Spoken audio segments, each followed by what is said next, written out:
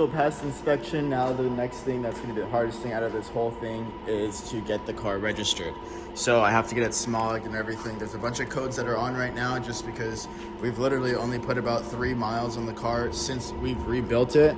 So a bunch of codes are just popping up with a few different things. And in Arizona, if the check engine light is on, they're not going to pass it even if it's not emissions related, which some of them are emissions related, some of them are not emissions related. So I reworked a few of the hoses, reclamped some stuff down, redid a couple of the things, and hopefully we're just gonna go take it on a drive real quick. Let the computers reset itself. It doesn't also help that I have to unplug the battery every time, or else, like I said in the previous video, if you've seen it, the brake is always on, and it's because I adjusted the brake pedal wrong on accident, so I have to readjust it. So with that, I have to, keep the car basically from getting power, or else it's just gonna run out of battery. So let's go and get this thing turned back on, take it on a little drive, and see what happens.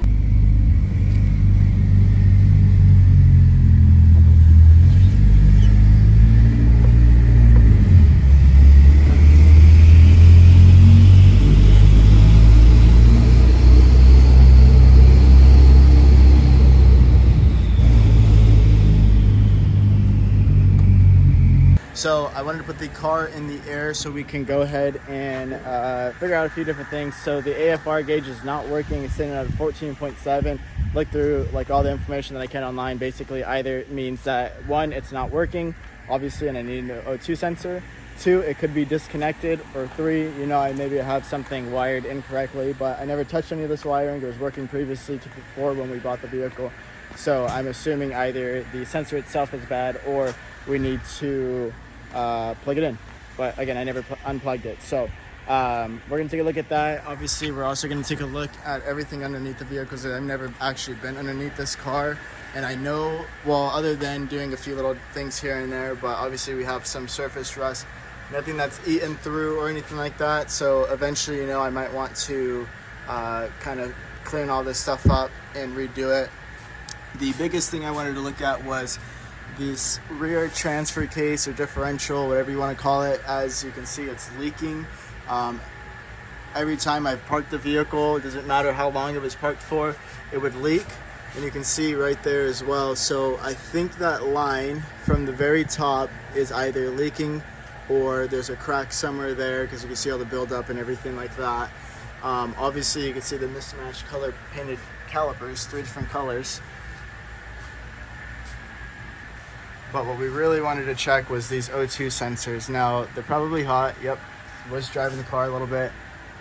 It is connected through there. I did check it all the way through the other section, through the top of it.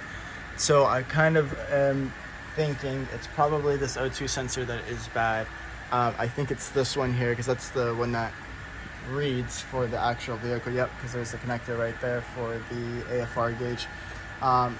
My other thought is none of these wires look spliced or anything like that.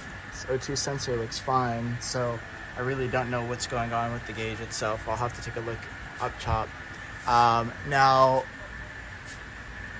there is a line right there that I did miss. Not that I'm seeing it.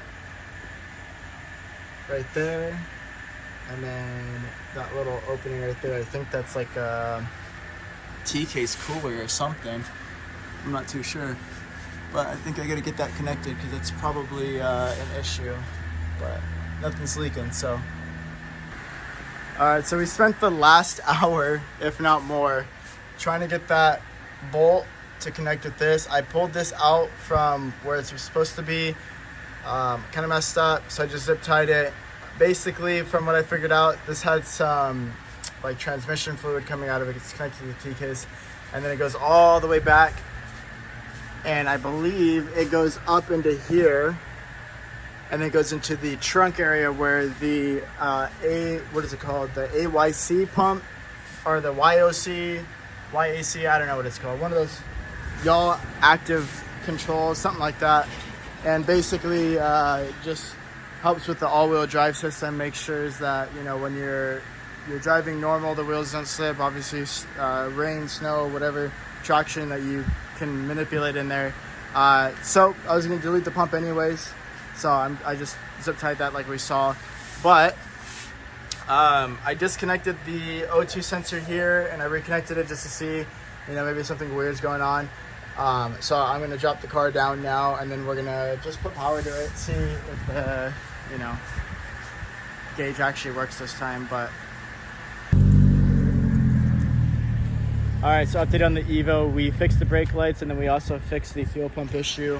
So basically what was happening was I didn't have the fuel pump connected. I had split wires, and I would kind of tuck it underneath the terminals to get it going. So we put a little thing there, connected everything from that. And then the brake lights were on 24/7 with the battery connected. So what we had to do was adjust the little brake pedal inside. There's like a little sensor. Kind of twisted it, pushed it forward, made it sit nice, and now we can have the battery connected 24/7 like a normal car. So constant issues with this vehicle. Serpentine belt is shredding, and yeah, there's we got to replace this thing, but I don't really want to drive it out from where it's at right now, just because I'm scared that the belt's gonna actually completely snap, and then I end up messing something up. Now there's also, looks like there's something leaking on the floor. Can't really see it from here, but there's a bunch of oil. There's something that's leaking on the floor. I'm trying to figure out if it's anything from the pulleys here. I was thinking it's the power steering pump right here, because it's kind of greasy, kind of oily. You can kind of see all the buildup around it and everything like that, but I'm not too sure. Maybe this clamp isn't on the way, or maybe this clamp isn't all the way on. So I was gonna see if I could replace this belt without jacking the car up, but I know it's probably gonna be an issue and I don't really want to mess with it. So I might have to just wait. So quick update, the belt, besides being shredded, is now lodged in between that pulley. So we're just gonna have to chop it off because I can't release the tension off of it. But this is probably going to take a while. Not only is it tied up around that serpentine belt, but the water pump is now dismantled from all the excess shredded belt that got on it. So I gotta have to chop all this out of here, and hopefully I didn't damage anything over there. Now for the moment of truth, let's see if this Y band works. We replaced the belt already.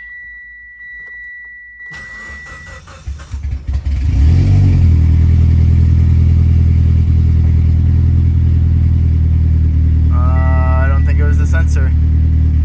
Oh, maybe it was the sensor. Yeah, I guess so. I guess the sensor was bad, so that's good.